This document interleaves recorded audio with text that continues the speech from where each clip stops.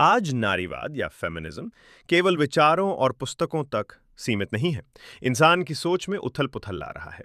तो चलिए समझते हैं नारीवाद को। नारीवाद एक आंदोलन नहीं है, एक क्रांति है जो कि लहरों या वेव्स के रूप में समाज की सोच को समय-समय पर बदलती रही है। चलिए समझते हैं नारीवाद की लहरों को। पहली लहर आती है 19वीं सदी से। ये लहर उठी सामाजिक और कानूनी समानता की मांग के साथ। स्त्रियां बोलीं, हमें वोट चाहिए, संपत्ति पर अधिकार चाहिए और कानून में बराबरी चाहिए।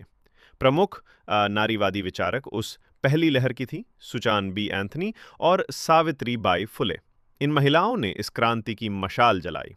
ये लहर हमारे मौलिक अधिकारों की लीन थी। पहली लहर के बाद दूसरी लहर आती है 1960 से लेकर 1980 तक। अब सवाल सिर्फ वोट का नहीं था, सवाल था घर, परिवार, स्वतंत्रता और नौकरी में समानता का। उस समय औरतों ने पूछा, क्या हम सिर्फ रसोई तक सीमित हैं? उस समय की प्रमुख नारीवादी विचारक थीं समंथा बोआ, बेटी फ्राइडन और कमला भसीन। इन्होंने आवाज दी कि नारी सिर्फ शरीर नहीं है, एक विचारक है। ये लहर पितृसत्ता की जड़ों पर चोट थी। 1990 से तीसरी लहर का प्रारंभ होता है। इस लहर ने नारीवाद को और गहरा किया। कहा गया, सभी औरतों की समस्याएं एक जैसी नहीं होती। ये लहर थी जाति, रंग, वर्ग, धर्म और लैंगिक पहचान को समझने की। इसमें नए नए कॉन्सेप्ट्स आए जो जहां हर स्त्री का अनुभव अलग है और उसे समझना जरूरी है, इस पर फोकस किया गया। इस लहर ने नारीवाद को ग्लोबल और विविधतापूर्ण बनाया। चौथी लहर की बात करते हैं जो अभी तक चल रही है।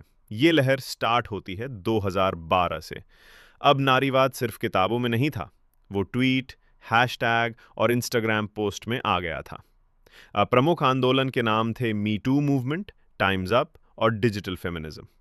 मी टू मूवमेंट फिल्म, मीडिया, राजनीति से जुड़ा था। इसमें महिलाओं ने पहली बार खुलकर अपने साथ हुए दुर्व्यवहार की कहानियां सोशल मीडिया प्लेटफॉर्म्स पर साझा की। इसके बाद एक नया आंदोलन आता है, टाइम्स अप मूवमेंट। ये हॉलीवुड और मनोरंजन उद्योग से जुड़ा था। इसमें महिलाओं को कानूनी सहायता और एकजुटता देने की बात हुई।